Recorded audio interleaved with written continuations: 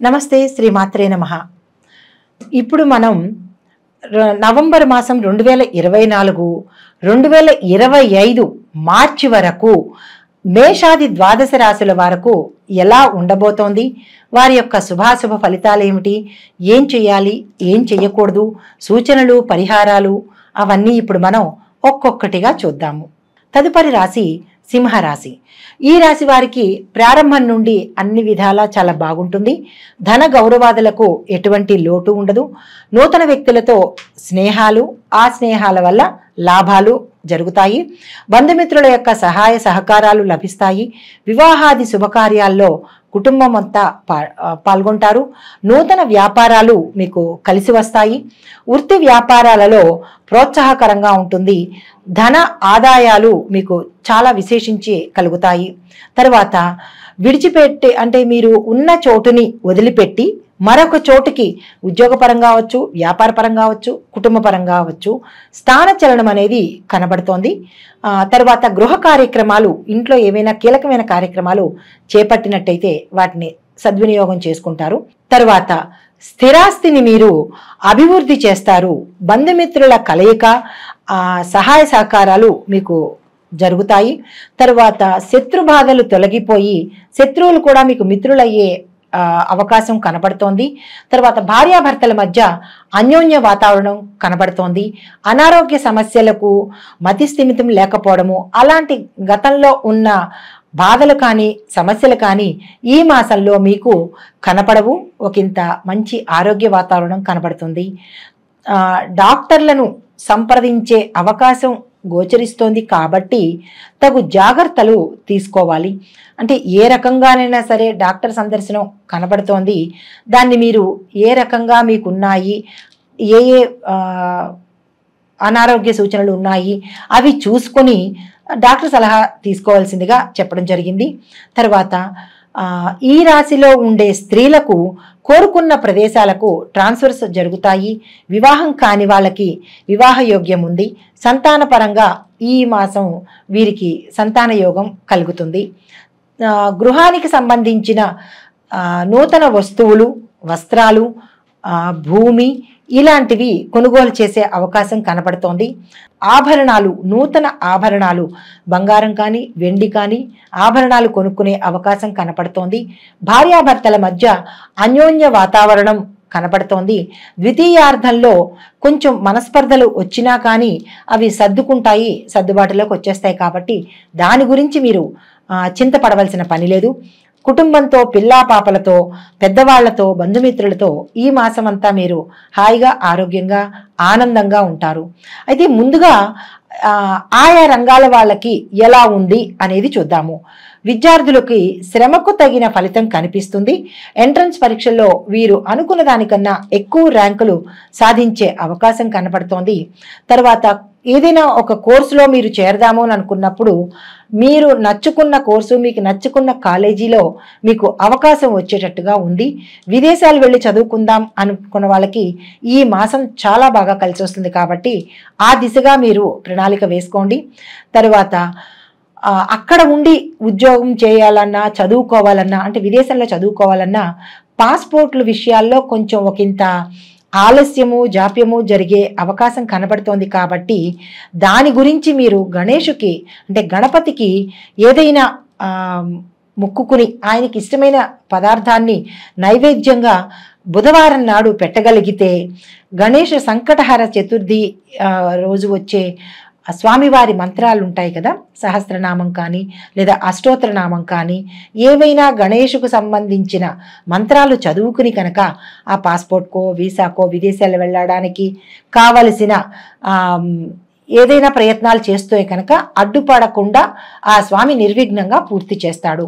ఇది విద్యార్థులకు చెప్పదగిన సూచన. అయితే ఉద్యోగస్తులకు కోరుకున్న ప్రదేశానికి మీకు ట్రాన్స్ఫర్లు అవుతాయి. నిరుద్యోగులకు ఉద్యోగ అవకాశాలు వస్తాయి.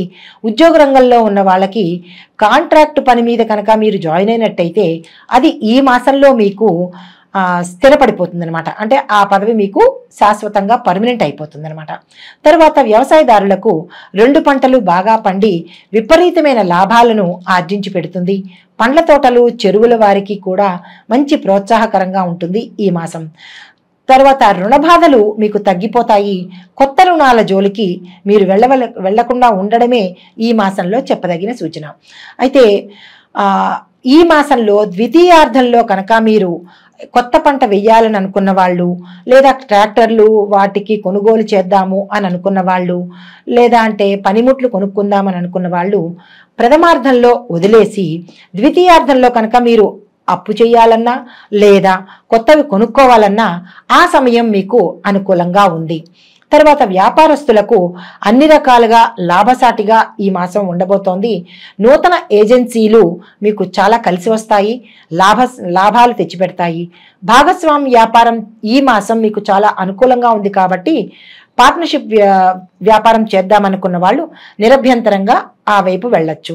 అయితే వ్యాపారాన్ని ఎక్స్పాన్షన్ చేస్తాము, విస్తరించాలి, బ్రాంచీలు పెట్టుకోవాలి అని అనుకున్న వాళ్ళు ఈ మాసంలో మీ నక్షత్రానికి సరిపడా తారాబలం చంద్రబలం చూసుకొని ఆ ఏరియా మీకు ఏ దిక్కున ఉంది, కొంతమందికి తూర్పు దిక్కు పడుతుంది, కొంతమందికి ఉత్తర దిక్కు పడుతుంది, మీరు ఓపెన్ చేయవలసిన బ్రాంచీని ఏ దిశలో ఉంది అనేది చూసుకొని మీకు నప్పే దిశలో మీరు కనుక బ్రాంచీలు ఓపెన్ చేసినట్టయితే లాభసాటిగా ఉంటుంది, అధిక లాభాలు పొందే అవకాశం కనబడుతోంది.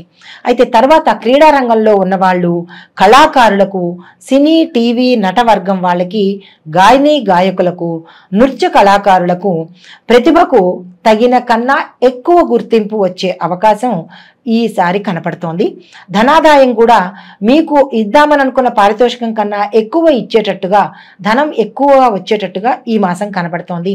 నిర్మాతలకు పెట్టుబడులు పెట్టిన, అంటే సినీ నిర్మాతలు మీరు పెట్టుబడి పెట్టిన దానికన్నా రెండింతలు లాభాలు వచ్చేటట్టుగా కనపడుతోంది కాబట్టి మీరు నిరభ్యంతరంగా పెట్టుబడులు పెట్టుకోవచ్చు. తర్వాత కాంట్రాక్టుదారులకు పెద్ద పెద్ద కాంట్రాక్టులు వచ్చే అవకాశం ఉంది. ఆ కాంట్రాక్టులు కూడా మీకు విపరీతమైన లాభాలను తెచ్చిపెడతాయి, యోగ్యంగా కనపడుతోంది. తర్వాత బిల్లులు మీకు సకాలంలో వసూలయ్యే సూచన ఉంది. గత నెలలో మీకు ఏమైనా పెండింగ్ ఉండిపోయిన బిల్లులు, రాకుండా ఆగిపోయిన బిల్లులు ఈ మాసంలో మీకు వస్తాయి. లేబర్స్తో కొంచెం జాగ్రత్తగా ఉండాలి, వారితో కొంచెం ప్రాబ్లమ్స్ వచ్చేటట్టుగా ఉంటుంది కాబట్టి వారిని సమయస్ఫూర్తితో డీల్ చేయండి. తర్వాత రాజకీయ నాయకులకు ప్రజల సమస్యలను పరిష్కరించడం వల్ల మంచి గుర్తింపు వచ్చి మంచి మంచి పదవులు వచ్చే అవకాశం ఈ మాసంలో మీకు కనబడుతోంది. ఇదివరకే రాజకీయ రంగంలో ఉన్న వారికి అధిష్టాన వర్గం నుంచి పేరు ప్రఖ్యాతలు, సన్మానాలు, గౌరవాలు పొందే అవకాశం ఉంది. కొత్తగా రాజకీయ రంగంలోకి రావాలని అనుకున్న వాళ్ళు ప్రథమార్థంలో కన్నా ద్వితీయార్థంలో ప్రయత్నం చేసినట్టయితే మీ నక్షత్రానికి సరిపడ తాళాబలం చంద్రబలం చూసుకుని మీరు కనుక ప్రయత్నం చేస్తే ప్రజలు మిమ్మల్ని అత్యధిక ఓట్లతో గెలిపించే అవకాశం కనబడుతోంది. ఇప్పుడు నక్షత్రాల వారీగా మనం ఎలా ఉండబోతోంది చూద్దాము. ముందుగా మఖా నక్షత్రం వారికి 2024 నవంబరు, 2025 మార్చి నెల అన్ని విధాల యోగ్యంగాను, లాభదాయకంగాను, అనుకూలంగాను ఉంది కాబట్టి మీరు ఆ దిశగా ఈ మాసాలని ఉపయోగించుకొని కొత్త కొత్త ప్రణాళికలు వేసుకోవడం కానీ, కొత్తగా ఏదైనా ప్రారంభించడం కానీ, లేదా ఏవైనా కీలక నిర్ణయాలు తీసుకోవాలి అంటే కనుక ఈ మాసాలలో, నేను చెప్పిన మాసాలలో కనుక మీరు ప్రయత్నం చేసినట్లయితే మీకు అన్ని విధాల లాభంగా ఉంటుంది. తర్వాత మీరు గ్రహశాంతి కోసము మంగళవారం రోజున ఉలవలను దానంగా ఇవ్వాలి. మీ యొక్క అదృష్ట సంఖ్యలు 2, 3, 4, 5. ఈ అదృష్ట సంఖ్యలు మీరు దృష్టిలో పెట్టుకుని ఇప్పుడు అదృష్ట వారాలు చెబుతున్నాను. అది ఆది, బుధ, గురువారాలు కాబట్టి ఈ అదృష్ట వారాలను, ఈ అదృష్ట సంఖ్యలను దృష్టిలో పెట్టుకుని పైన చెప్పిన మాసాలలో మీరు ఏ పని స్టార్ట్ చేసినా, ఏ కార్యం తలపెట్టినా నిర్విఘ్నంగా సక్సెస్గా అవుతుంది. అయితే ఈ మాసంలో మీరు ఏం చేయాలని అనుకున్నారు ఇవి దృష్టిలో పెట్టుకుని మీరు పనిని ప్రారంభించండి. తదుపరి పుబ్బ నక్షత్రం వారికి నవంబరు, డిసెంబరు అంటే 2024లో నవంబర్ మాసము, డిసెంబర్ మాసం కూడా, మరియు 2025 జనవరి, ఫిబ్రవరి, మార్చి నెలలు కూడా మీకు అంటే ఈ 5 నెలలు మీకు అత్యంత లాభదాయకంగాను, యోగ్యంగాను ఉన్నాయి కాబట్టి మీరు ఏదైనా కొత్తగా ప్రణాళికలు వేసుకోవాలనుకున్న వాళ్ళు ఈ మాసాల్లో మీరు ప్రారంభించవచ్చు. అయితే మీరు గ్రహశాంతి కోసం శుక్రవారం నాడు కేజింపావు బొబ్బర్లను కనుక దానంగా ఇచ్చినట్టయితే ఏవైనా చిన్న చిన్న ఒడిదుడుకులు ఉంటే కనుక అవి కూడా సమసిపోతాయి. అయితే వీరి యొక్క అదృష్ట సంఖ్యలు 3, 5, 6, 7. అదృష్ట వారాలు బుధ, శుక్ర, శని. ఈ అదృష్ట వారాలను, ఈ అదృష్ట సంఖ్యలను దృష్టిలో పెట్టుకుని మీరు ఏదైనా కొత్తగా ప్రారంభించాలి అని అనుకుంటే కనుక మీరు ప్రారంభించవచ్చు. తర్వాత ఉత్తరా నక్షత్రం వారికి 1వ పాదం. వీరికి నవంబరు, డిసెంబరు 2024లోను 2025 మార్చి నెల వరకు వీరికి అత్యంత అనుకూల లాభదాయకంగా ఉంది. కాబట్టి మీరు ఏది ప్రారంభించాలనుకున్నా ఈ మాసాలను సద్వినియోగం చేసుకోండి. దుర్వినియోగం మాత్రం చేసుకోకండి, కాలయాపన మాత్రం చేయకండి. అయితే వీరు గ్రహశాంతి కోసము ఆదివారం రోజు కేజింపావు గోధుమలను దానంగా ఇవ్వాల్సి వస్తుంది. అయితే వీరి యొక్క అదృష్ట సంఖ్యలు 3, 4, 5, 9. అదృష్ట వారాలు బుధ, శుక్ర, శని వారాలు. ఈ అదృష్ట సంఖ్యలను, ఈ మాసాలను మీరు దృష్టిలో పెట్టుకుని దుర్వినియోగం చేసుకోకుండా మీరు ఏం చేద్దామనుకున్నారో అవన్నీ నిరభ్యంతరంగా చేసుకోండి. అయితే ఈ రాశి మొత్తంగాను, అంటే మాకు నక్షత్రాలు తెలియవండి, పాదాలు తెలియవండి, మరి మేమేం చేసుకోవాలి అని అనుకున్న వాళ్ళకి కూడా ఈ పరిహారాలు చెప్తాను, అవి చేసుకోండి.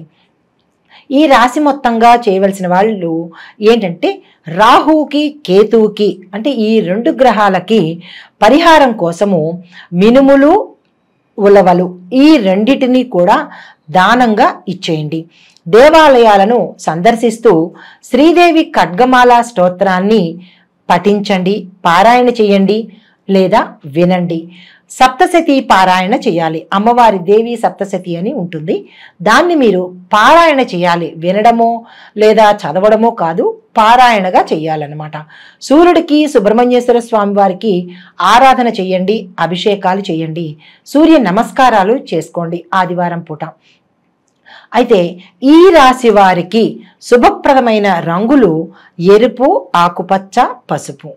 ఈ రంగులను ఉపయోగించుకుని, అదృష్ట సంఖ్యలను ఉపయోగించుకుని, అదృష్ట వారాలను ఉపయోగించుకుని, అదృష్ట మాసాలను కూడా మీరు సద్వినియోగం చేసుకుని మీ ఒడిదుడుకులను, మీ ఆటంకాలను మంచిగా మార్చుకుని ఆ గ్రహాల యొక్క అనుగ్రహాలని ఈ మాసంలో మీరు పొందాలి అని ఆశిస్తూ తదుపరి సంవత్సరం కూడా మీకు అత్యంత శుభాలను కలిగించాలని, ప్రతి గ్రహాలకి ఖగోళ శాస్త్రపరంగా ప్రతి గ్రహము చరిస్తూ ఉంటుంది, అంటే కదులుతూ ఉంటుంది. కాబట్టి ఇవి ప్రత్యేకంగా ఒక్కొక్కళ్ళకి చెప్పేది కాదు, అంటే ఇప్పుడు పలానా వాళ్ళకి అని చెప్పేది కాదు.